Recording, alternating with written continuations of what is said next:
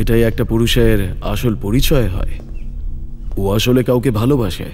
আমি সেটা জানি না কেন, তবে এটুকুনি জানি যে ওর জন্য শুধু আমি সব থেকে ইম্পর্ট্যান্ট। তুমি আমার থেকে বেটার কি করে হতে পারো?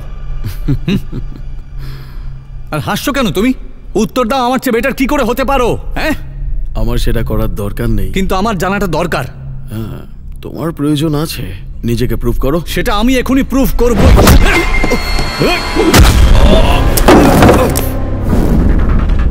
জো, কোনো ব্যাপার না, কোনো এটা কি? কিচ্ছু না, কিচ্ছু হয়নি ডিয়ার। এই, তুমি এটা কি করছো? তুমি নিজেকে ওর সামনে ছোট করছো।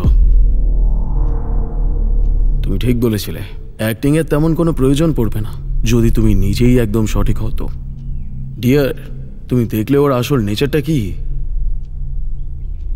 তুই আর একটা কথা বললে না।